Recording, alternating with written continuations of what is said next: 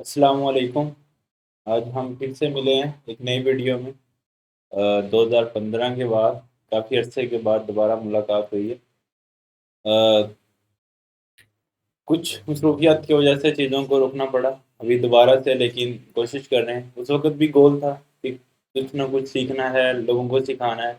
आज भी वही गोल है कि मैक्सिमम लोगों को जो भी हमें आता है, वो सिखाएँ हम, ताकि सब लोगों का इसमें हेल्प की जा सके। आज जो चीज़ हम सीखेंगे और मैं ये चाह रहा हूँ कि हम इसको कंटिन्यू करें, हम कुछ ना कुछ लर्न करें कि कैसे सॉफ्टवेयर डेवलपमेंट काम करती है। एक और वीडियो मेरा दिल है मैं बनाऊँ या लाइव सेशन कर लें, जिसके अंदर मैं डिस्कस करूँ कि मैंने कैसे-कैसे जो है किस-किस रोड मैप पे चलते हुए क्या-क्या अचीव किया, क्या-क्या मैंने जो है किस-किस कैसे सॉफ्टवेयर डेवलपमेंट की, कौन-सी टेक्नोलॉजीज़ मैं यूज़ करता हूँ, ताकि आप लोगों को आइडिया हो सके फिर थोड़ा स्कोप क्या है उन टेक्नोलॉजीज़ का, क्या बेनिफिट्स हैं, कैसे हम यूज़ कर सकते हैं, उन सारी चीज़ों को हम डिस्कस कर सकें। अच्छा ये सब करने का मकसद सिर्फ़ एक है कि हम लोग कुछ लर्न कर सकें एक-दूसरे से और आगे बढ़ सकें। तो आज जो कंसेप्ट हम सीखेंगे डेफ़िनेटली ये इम्पोर्टेंट इन द सेंस कि हम जो भी वेब एप्लीकेशन बनाते हैं, जो स्टैटिक वेब एप्लीकेशन बनाते हैं, तो हम उसको अपने सिस्टम के अंदर एचटीएमएल के अंदर कोड कर रहे होते हैं। तो नेक्स्ट टारगेट क्या होता है कोड करने के बाद कि उसको हम शेयर कर सकें जो भी हमने काम किया है as a as a domain के दूसरे लोग उसको इस्तेमाल कर सकें, उसको देख सकें, उसको सीख स उससे उससे जो भी आप इन्फॉर्मेशन कन्वे करना चाह रहे हैं, वो हासिल कर सकें। तो इसके लिए जो कांसेप्ट यूज़ होता है सॉफ्टवेयर डेवलपमेंट में हम उसे डिप्लॉयमेंट बोलते हैं, कि हमने अपनी एप्लीकेशन को डिप्लॉय करना है, ताकि कोई दूसरा लोग उसे एक्सेस कर सकें। फॉर एग्ज़ाम्पल आपने एक एचटीएमएल का वेब पेज बनाया या कोई असाइनमेंट बनाई, आप चाहते हैं कि किसी टीचर को अपने शेयर कर दें, किसी स्टूडेंट को शेयर कर दें, ताकि देखेंगे वो आपने क्या काम किया है। तो उसके लिए या तो आप उसे फ़ाइल सेंड करेंगे, लेकिन बेटर वे है कि अगर आपको कोई लिंक मिल जाए जिसके ऊपर अपनी वेब एप्लीकेशन को डिप्लॉय कर दें, उसके थ्रू आप जो है उसे लोगों तक पहुँचाएँ उस लिंक को और लोग उस पे आएँ और देखें। जस्ट लाइक हम फेसबुक.com पे जाते हैं, यूट्यूब.com पे जाते हैं, तो वहाँ पे उन्होंने जो वेब पेज का एचटीएमएल डिफ़ाइन किया है वो हमारे तक पहुँच गया, हम उसे देखते हैं, हम उनसे जो भी हमारे आगे वेब पेज पे इन्फॉर्मेशन होती है वो हमारे तक कन्वे होती है। ये सेम गोल हम अचीव करना चाह रहे हैं। तो लेट्स कंटिन्यू। मैं आपको स्क्रीन शेयर करता हूँ, फिर आपको बताता हूँ कि हम कैसे-कैसे जो है ये काम कर सकते हैं, किस तरह से होता है ये काम। और कौन-सी चीज़ को हम यूज़ करेंगे और उसके प्रोसेस क्या हैं और स्टेप्स क्या हैं। Let's continue with the PC. सबसे पहले हमें जो काम करना है वो है कि हम यहाँ पे आएँ गूगल पे और गूगल पे आके आपने लिखना है नोड.जेएस। जैसे आप नोड.जेएस लिखेंगे तो यहाँ पे नोड.जेएस डाउनलोड का ऑप्शन आ रहा होगा। डेफ़िनेटली अगर आप हो विंडो के ऊपर तो आप इसको यूज़ करोगे, मैक पे हो तो इसको यूज़ करोगे या कोई स्पेसिफ़िक आप वर्ज़न डाउनलोड करना चाह रहे हो इस पे कर सकते हैं। और कौन-सा आपका सिस्टम है जो उसमें बिट है समथिंग वो करेंगे। फॉर एग्ज़ाम्पल आप विंडो के ऊपर हो, आप विंडो पे क्लिक करोगे ये डाउनलोड होना शुरू हो जाएगा यहाँ पे। तो जैसे ये डाउनलोड हो जाएगा यहाँ पे तो आप इसको जस्ट इंस्टॉल करने के लिए आपको क्या करना है नेक्स्ट, नेक्स्ट, नेक्स्ट, नेक्स्ट बस इतना सा काम है। जब ये सब कुछ नेक्स्ट, नेक्स्ट हो जाएगा, फिर आपने अपने पीसी में टर्मिनल ओपन करना है। मेरे केस में मैक है तो ये टर्मिनल है, आपके केस के अंदर ये थोड़ा डिफरेंट हो सकता है।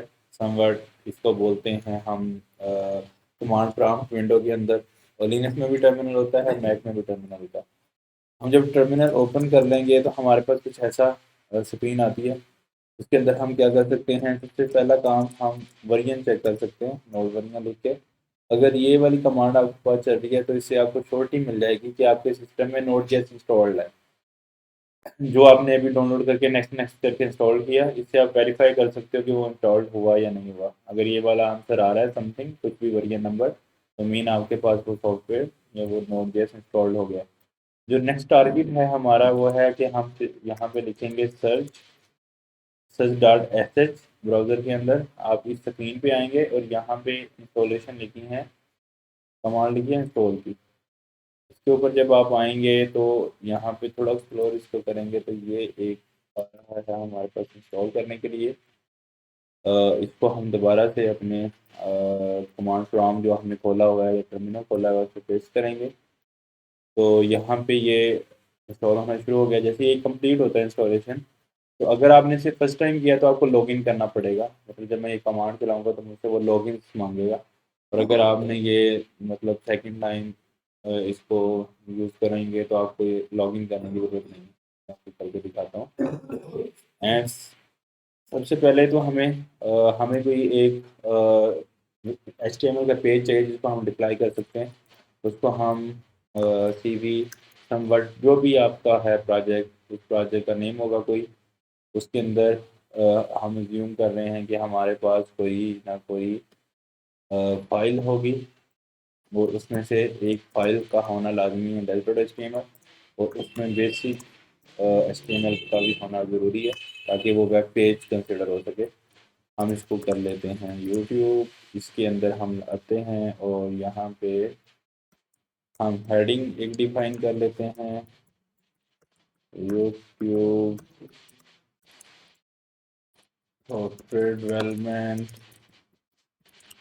लर्निंग लिख लेते हैं बाय